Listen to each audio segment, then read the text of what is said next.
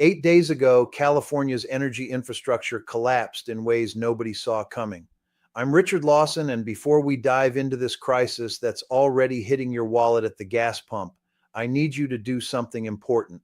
Hit that subscribe button right now, like this video, and share it with everyone you know. Comment below with your thoughts on what's coming next. Also, my previous channel faced some issues, so it's now closed. Make sure to follow me here instead. Links in the description, and don't forget to follow me on Instagram as well to stay updated with all the latest. This is information you need to understand. On December 15th, California's largest inland oil pipeline shut down permanently. The San Pablo Bay pipeline, which had carried crude oil from Bakersfield's oil fields to Northern California's refineries for 70 years, stopped flowing. The company operating it was losing $2 million every month. They could not sustain those losses any longer.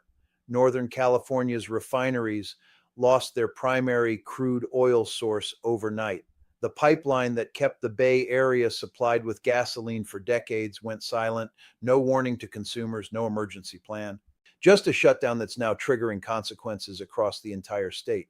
Robert Waldron is the Chief Executive Officer of Core Energy Infrastructure Trust. His company owns Crimson Midstream, the firm that operated the San Pablo Bay pipeline. Last week, Waldron sent a desperate letter to Governor Newsom's office. The letter described severe financial distress from operating losses that had become completely unsustainable.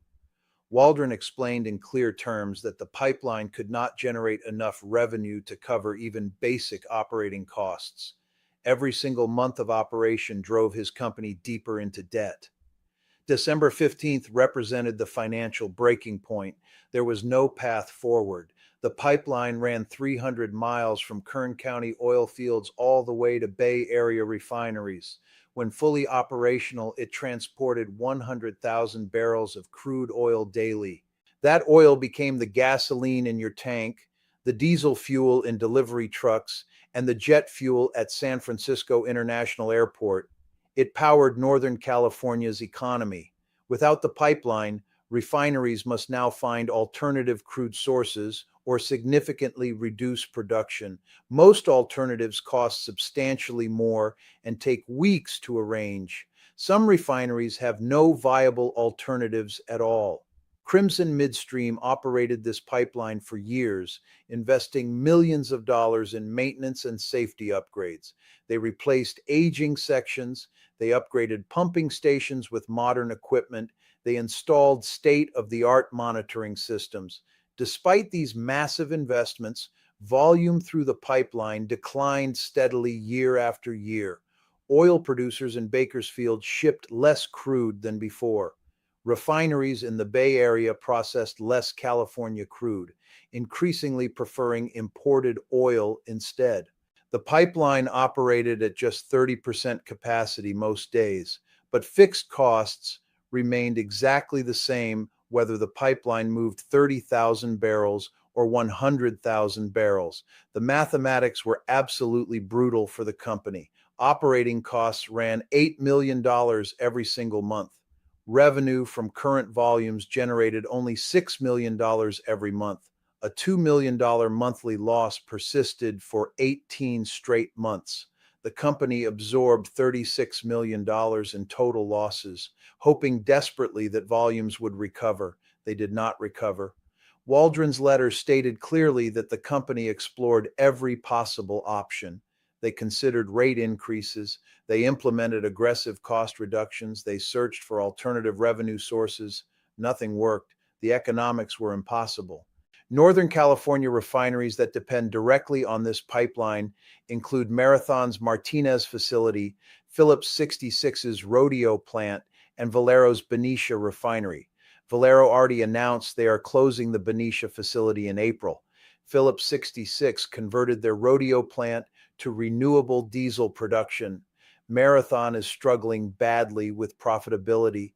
The refineries that made the pipeline economically viable are disappearing one by one. The infrastructure that supported California's fuel supply for decades became worthless without customers. The timing of this shutdown could not possibly be worse. Phillips 66 closed its Los Angeles refinery earlier this month. Valero will close Benicia in April. California loses 20% of its total refining capacity in just 4 months. Now, the pipeline supplying the remaining refineries has shut down too. The cascade of closures creates a supply crisis without any precedent in California history. Every single part of California's fuel infrastructure is failing simultaneously. Alternative crude supply routes face massive obstacles that cannot be easily overcome. Ships could theoretically deliver crude oil to Bay Area ports, but marine terminals lack the capacity for large volume increases. Rail transport from Bakersfield would require hundreds of tank cars operating daily. That rail infrastructure simply does not exist. Trucking crude oil would need thousands of truck trips each week. The roads would be destroyed. Costs would be absolutely astronomical. The pipeline made economic sense precisely because all alternatives do not work at scale. Bakersfield oil producers now face their own crisis with the pipeline closed. They produce 70% of California's oil, roughly 280,000 barrels every day. The San Pablo Bay pipeline was their primary route to refineries. Without it, producers must find new customers or shut down their wells entirely. Shipping oil south to Los Angeles refineries costs significantly more, and those refineries are closing too. Exporting California crude requires reaching ports, which means trucking or rail at massive expense. The closure particularly affects specialized crude grades that California refineries were specifically designed to process. California produces heavy crude oil that requires specific refinery configurations. Not every refinery can handle California crude efficiently. Bay Area refineries were built over decades to process this exact crude type. Imported light crude from other sources requires completely different processing. Refineries must reconfigure their operations or accept substantially lower efficiency. Either choice increases costs that get passed directly to consumers at the pump. Kern County's entire economy depends fundamentally on oil production. The county generates $15 billion a year from petroleum operations. 20,000 jobs relate directly to oil extraction and transport. The pipeline closure threatens all of it. When producers cannot ship oil economically, they stop producing. Wells get capped permanently, workers lose their jobs, tax revenue disappears overnight. The economic devastation ripples through Central Valley communities that have no backup plan. Environmental concerns complicate any potential solution. Building new pipelines faces decades of permitting battles and environmental lawsuits. Expanding marine terminals requires environmental impact studies that take years to complete. Rail transport through populated areas raises significant safety concerns. Trucking increases emissions and road damage substantially. Every alternative to the pipeline creates new problems. California's regulatory framework makes solving these problems quickly nearly impossible.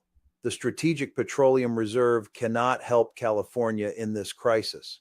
The Federal Reserve stores light, sweet crude that does not match California refinery needs at all.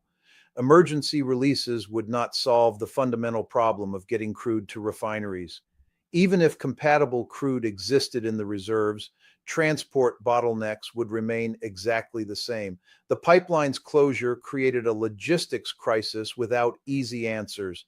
International crude markets already responded to California's desperation. Traders know California needs replacement crude urgently. Prices for compatible heavy crude grades are rising sharply. Shipping rates from Canada and South America spiked immediately. Financial markets priced in California's desperation within hours. Every replacement barrel costs substantially more than pipeline-delivered Bakersfield crude.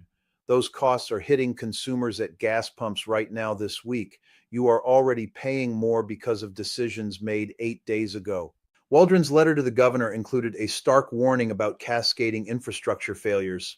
When the pipeline closed, all connected infrastructure became immediately uneconomic. Pumping stations along the route employed hundreds of workers. Maintenance facilities supported dozens of contractors. Storage terminals along the route served local fuel distribution. All these facilities depended entirely on pipeline flow.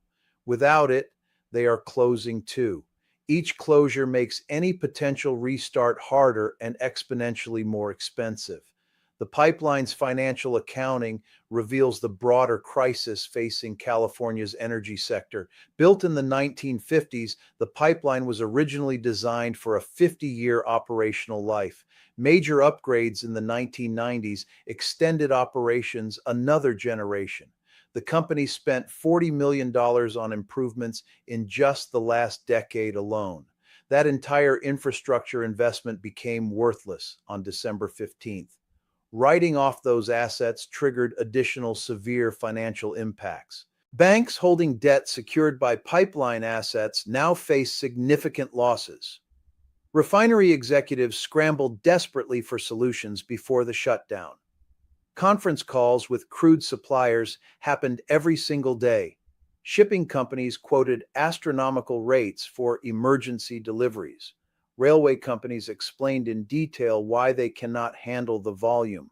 Trucking firms laid out the mathematical impossibility of moving 100,000 barrels daily by road. Every conversation reached exactly the same conclusion. No viable alternative exists at any reasonable cost. The state government has not responded to Waldron's letter publicly. Behind closed doors, emergency meetings are occurring right now. Officials are calculating the impact on fuel supplies across the state. Economists are modeling price increases. Emergency management officials are preparing for potential fuel shortages. Everyone in government understands the crisis is real, but nobody has solutions that actually work. December 15th came and went. The pipeline is dead. It is not coming back. Labor unions representing pipeline workers are now dealing with mass layoffs. 300 direct employees operated the pipeline day to day. Another 500 contractors provided ongoing maintenance and technical support. These are highly specialized jobs requiring specific skills and certifications. Pipeline operators cannot simply switch careers overnight. Welders certified for pipeline work need completely different certifications for other industries. Control room operators have skills that do not transfer to other sectors. Families that were supported by pipeline jobs face immediate financial hardship starting this week. Small oil producers in Kern County are the most vulnerable to this shutdown. Major oil companies have alternatives, even if those alternatives are expensive. Small operators with just a few wells depended entirely on the pipeline. They lack capital reserves for alternative transport methods. They cannot negotiate favorable shipping rates with carriers. Many small producers are shutting down right now that the pipeline closed. Decades-old family oil operations are ending permanently. The oil industry's small business sector in California faces complete extinction. Financial ripple effects extend far beyond California's borders. Pipeline bonds held by pension funds lost substantial value overnight. Insurance companies with exposure to pipeline operations now face major claims. Banks that financed oil production based on pipeline access must reassess loan values across their portfolios. The closure triggered force majeure clauses in countless financial contracts. Legal battles over breach of contract will persist for years in courts. December 15th arrived with no solution emerging from any direction. The pipeline stopped flowing 8 days ago. Crude oil from Bakersfield now lacks economically viable transport routes. Northern California refineries are scrambling for supply from anywhere. Prices are spiking at pumps across the state. Fuel shortages may occur within days if solutions are not found immediately. The infrastructure that connected California's oil fields to its refineries for 70 years died from financial starvation. $2 million in monthly losses killed it. The consequences of this shutdown will cost California billions of dollars. Waldron ended his letter to the governor with a simple and direct statement. The company tried everything humanly possible to keep the pipeline operational. Market conditions made continuation impossible. December 15th was the final day of operations. The San Pablo Bay pipeline is now abandoned infrastructure. The crude oil it would have carried must find another path to refineries or stay in the ground. California's energy crisis just became dramatically worse overnight. 8 days into this disaster, no viable solutions have emerged from government or industry. Gas prices are already climbing across Northern California. Diesel prices are following close behind. This is just the beginning. The closure of a single pipeline is exposing how fragile California's entire energy infrastructure has become. Decades of policy decisions are now colliding with economic reality. The refineries are closing, the pipelines are shutting down, the alternatives do not exist at scale. California built an economy dependent on oil while simultaneously making oil production and transport nearly impossible. The contradictions are finally producing real consequences. Kern County oil workers are losing jobs. Refinery workers face an uncertain future. Consumers are paying higher prices with no relief in sight. The San Pablo Bay pipeline shutdown is not an isolated incident. It is a symptom of systemic failure across California's energy sector. When infrastructure becomes unprofitable, it shuts down. When refineries cannot source crude economically, they close. When alternatives cost too much, they do not get built. The market is speaking clearly. California's current energy policies are incompatible with maintaining reliable fuel supplies. Something has to change. Either policy adapts to reality or reality will force much harder changes. 8 days ago, reality forced a change. The pipeline died. Now California must deal with the consequences of that death. Fuel will cost more. Supplies will be less reliable. Jobs will disappear. Economic damage will spread through communities that depend on energy infrastructure. The state government has no quick fixes available. The private sector has no profitable solutions. California is entering uncharted territory for energy reliability. Before we close, I need you to subscribe to Richard Lawson right now if you have not already. Hit that subscribe button. This channel brings you the analysis that mainstream media will not cover. Comment below and tell me what you think happens next in California. Share this video with everyone who needs to understand what is coming. The information matters. Your awareness matters. The San Pablo Bay pipeline carried 100,000 barrels of oil every day until 8 days ago. Now it carries nothing. The oil that powered Northern California for 70 years must find a new path, or it stays in the ground. California's energy crisis is no longer theoretical. It is real. It is happening now, and nobody knows how this ends.